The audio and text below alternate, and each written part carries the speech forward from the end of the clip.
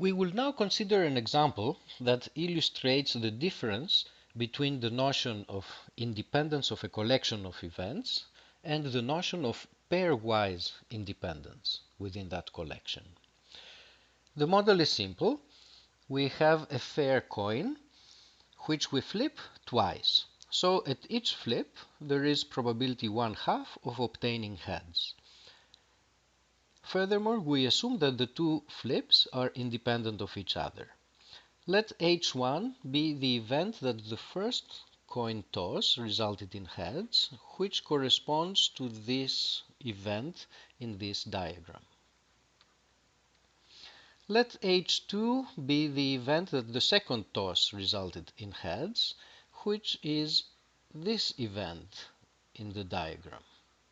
The two ways that we can have the second toss being heads. Now, we're assuming that the tosses are independent.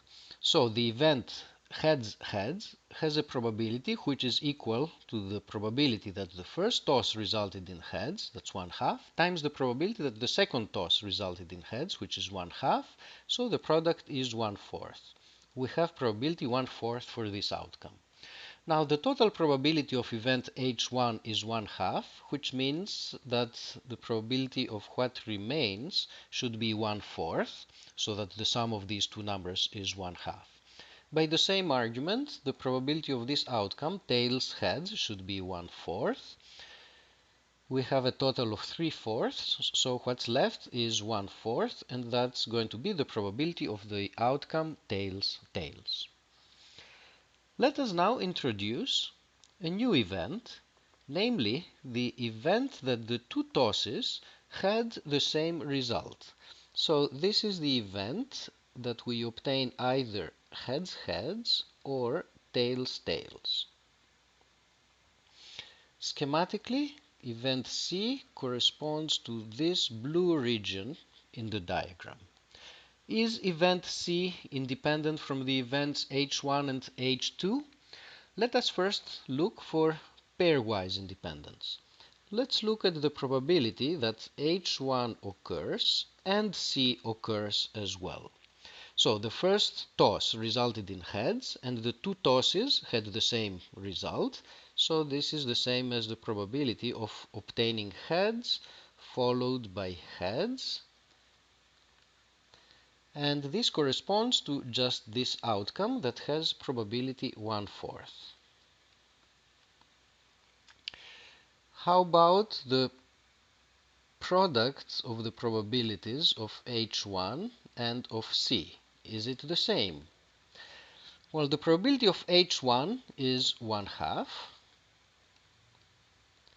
And the probability of C, what is it? Event C consists of two outcomes. Each one of these outcomes has probability 1/4, so the total is again 1/2. And therefore, the product of these probabilities is 1/4. So we notice that the probability of the two events happening is the same as the product of their individual probabilities, and therefore H1 and C are independent events. By the same argument, H2 and C are going to be independent. It's a symmetrical situation. H1 and H2 are also independent from each other. So we have all the conditions for pairwise independence. Let us now check whether we have independence. To check for independence, we need to also look into the probability of all three events happening and see whether it is equal to the product of the individual probabilities. So the probability of all three events happening, this is the probability that H1 occurs and H2 occurs and C occurs. What is this event? Heads in the first toss, heads in the second toss, and the two tosses are the same.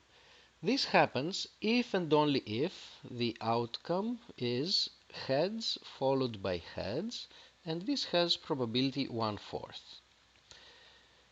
On the other hand, if we calculate the probability of H1 times the probability of H2 times the probability of C, we get 1/2 times 1/2 times 1/2, which is 1/8.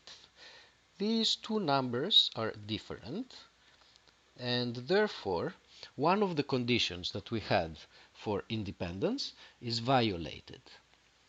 So in this example, H1, H2, and C are pairwise independent, but they are not independent in the sense of an independent collection of events. How are we to understand this intuitively? If I tell you that event H1 occurred, and I ask you for the conditional probability of C given that H1, what is this? This is the probability that we obtain, given that the first event is heads, the first result is heads, the only way that you can have the two tosses having the same result is going to be if the second toss also results in heads. And since H2 and H1 are independent, this is just the probability that we have heads in the second toss, and this number is 1/2. And 1/2 is also the same as the probability of C. That's another way of understanding the independence of H1 and C. Given that the first toss resulted in heads, this does not help you in any way in guessing whether the two tosses will have the same result or not. The first one was heads, but the second one could be either heads or tails with equal probability. So, event H1 does not carry any useful information about the occurrence or non-occurrence of event C. On the other hand, if I were to tell you that both events H1 and H2 happened, what would the conditional probability of C be? If both H1 and H2 occur, then the results of the two coin tosses were identical, so you know that C also occurred, so this probability is equal to 1. And this number 1 is different than from the unconditional probability of C, which is 1/2.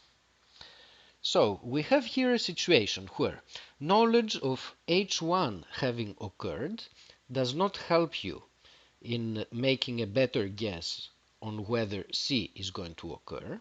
H1 by itself does not carry any useful information, but the two events together, H1 and H2, do carry useful information about C. Once you know that H1 and H2 occurred, then C is certain to occur, so your original probability for C, which was 1/2, now gets revised to a value of 1. So H1 and H2 carry information relevant to C, and therefore C is not independent from these two events collectively, and we say that events H1, H2, and C are not independent.